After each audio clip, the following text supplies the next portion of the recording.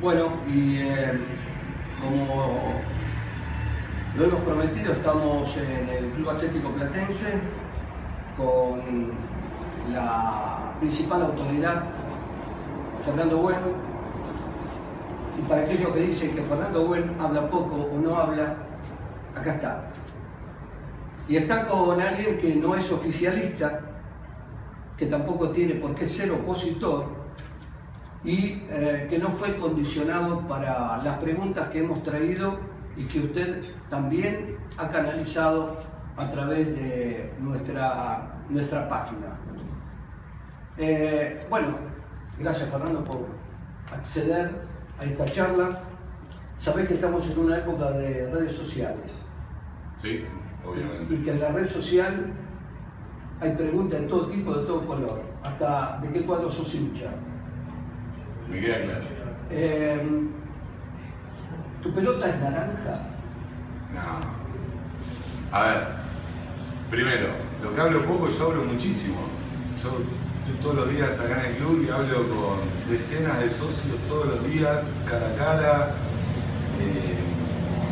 La verdad es que el tema de los medios es un tema que también se puede comentar todos los días saliendo por los medios y hablando todos los días, pero tengo un diálogo abierto y franco con los socios porque te diría que de los 7 días de la semana, 5 y medio, 6 estoy acá en el club y lo camino de punta a punta. Los días de partido ustedes me ven que camino por la platea, que estoy en la calle, que estoy en la entrada de la platea, que hablo con los socios, que los socios me preguntan, con lo cual hay un vínculo como lo tenía y charlo como cuando no era presidente. Tengo esa posibilidad de tener, que me conozca mucha gente hace muchísimos años, que me conozcan muchos hinchas de Platense desde chiquito y que me conozcan como Fernando, ¿no? Como el presidente de Platense, y por lo tanto los diálogos en general son en ese tono, ¿no? Con Fernando, que ahora le toca ser presidente del club, pero con esa franqueza y con esa libertad. ¿Por qué tomaste básquet? Porque yo jugué al básquet a los 8 años. Yo empecé a venir al club habitualmente a partir de los 5 años en la colonia del club, los veranos. Y un verano empecé a jugar al básquet con algunos de los chicos que nuestros padres eran amigos. Estoy hablando de Tito Di Rosa, estoy hablando de Flaco Gómez, estoy hablando de un montón de gente que comíamos. Las familias comían asado los domingos acá en el quincho del club y que los hijos compartíamos mucho en las colonias con el Cholo de la Fuente y que bueno, que parte de ese grupo nuestros papás nos metieron en básquet a practicar unos deportes. Hicimos un grupo que empezamos a los 8 años y terminamos jugando en la primera del club. Después yo dejé el básquet a los 21 años. Y la verdad que no tuve relación con el básquet durante muchísimo tiempo. En el año 2005, un día pasé caminando por el gimnasio de básquet, lo vi a César Doval, a Popi, que estaba entrenando una categoría, infantiles, muy pocos chicos, con el gimnasio muy roto, condiciones muy precarias. Me acerqué, él había sido técnico mío cuando yo era infantil, o sea, a los 14 años. Y me acerqué, le pregunté cómo estaba la actividad, me dijo que estaba muy mal, que no había chicos, que las cosas estaban realmente mal. Y me comprometí con él a darle una mano. Y empecé a darle una mano y me empecé a enganchar y cada vez más y empezamos a lograr algunas cosas y bueno, y se me terminó transformando en un vicio que yo no voy a ver básquet en ninguna cancha, nada, por Platense, y me fui enganchando y bueno, y tomé el básquet y hace 12 años que estuve manejando básquet y la verdad es que con mucha satisfacción porque vi que con compromiso, no solo mío, sino un montón de gente que me ha acompañado estos años, se pueden lograr cosas en Platense y para Platense, porque el básquet es de Platense, no es el básquet. Tengo una pregunta. Perdiste una final con Olimpo, después subieron igual por una cuestión de trámite. Correcto. Te aplaudió todo el mundo aplaudió, recuerdo que hasta los jugadores fueron ovacionados. Sí, sí. En el fútbol no pasa eso. No, obviamente que en el básquet lo que diferencia del fútbol, la gran ventaja es que no jugás sin presión.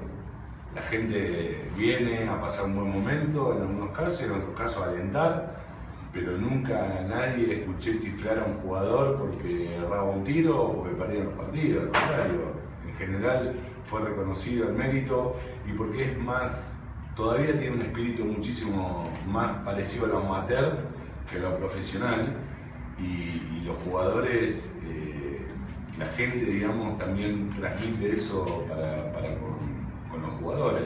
Y además coincidió con que hicimos una campaña bárbara, llegamos a la final y me parece que los jugadores fueron reconocidos en ese sentido, que fue una gran campaña y que no se dio el resultado final, perdimos con Olimpo, pero que lo que se le reconoció a ese equipo fue el mérito deportivo de toda la campaña, pero obviamente sin la presión que tiene el fútbol. El fútbol, todos nosotros estamos muy ansiosos, frustrados, hace 20 años que queremos volver a primera, y esa frustración que nos produce la realidad del fútbol de Platense la transmitimos automáticamente a la cancha en los días del partido. Y durante la semana, en las redes sociales, como decía vos antes, en cada conversación de cada bar de Saavedra, en cada conversación que se tiene con un hincha, con un socio, es cómo hacemos para ascender, cuándo ascendemos, como si fuera algo que se puede hacer automáticamente.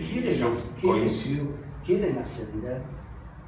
Esto me lo preguntaste hace poco en la radio y produjo un momento emotivo. Yo me emocioné mucho porque la verdad que el que no entiende que un dirigente cualquiera, incluyo a los que pasaron antes, incluyo a los de otros equipos, que uno se mete en esto sabiendo que van a ser 364 días de puteadas, apostando por un día de gloria. Y ese día de gloria, yo te decía en la radio, ¿sabes lo que sería para mí dar la vuelta olímpica de la mano de mi hijo que tiene 9 años y de mi viejo que tiene 82? Y yo como presidente, sería lo más lindo que me puede pasar en la vida. Doy todo, yo no sé si voy a tener a mi viejo dentro de un año vivo para volver a hacerlo. Así que si lo pudiera resolver yo el problema de ascender, te puedo asegurar que ya estaríamos ascendidos. Lamentablemente es un poco más complejo que eso y es un proceso que requiere mucho trabajo, mucho compromiso, mucha planificación, y ese es el rumbo que emprendimos hace 6 meses y que yo estoy convencido que nos va a terminar dando el éxito. Pero no hay dirigente del fútbol argentino que no quiera ascender, y yo te lo digo mirándote la cara a vos y mirando a cámara. El que me conoce de verdad y el que no es mala leche, es imposible que opine así. Y te juro que nunca me tocó que un socio o un hincha cara a cara me haya ni siquiera preguntado eso.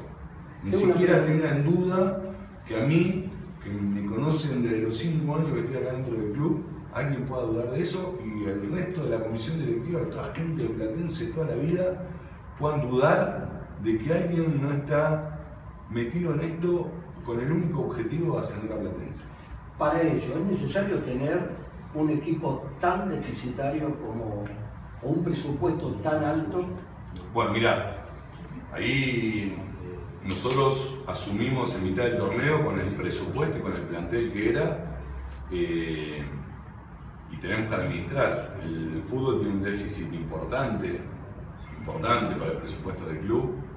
Te diría que el resto del club está equilibrado en sus finanzas, pero el presupuesto de fútbol es un presupuesto muy alto para esta categoría, que hay que corregir, porque si no, no podés cumplir con los compromisos que asumís y eso le trae otras complicaciones. Entonces, nuestro proyecto de fútbol, que va a empezar, ojalá que en la B Nacional, a partir del 1 de julio, podamos tener, o más allá del 1 de julio en realidad, con el próximo torneo, una de las pautas es que nosotros tenemos que tener un presupuesto equilibrado, sustentable en el largo plazo. El contrato de la Bruna, ¿lo firmaste con la presión de los resultados? Mirá, se dio en un contexto muy especial. Nosotros asumimos en diciembre, a mediados de diciembre, faltando una fecha para que termine la primera rueda.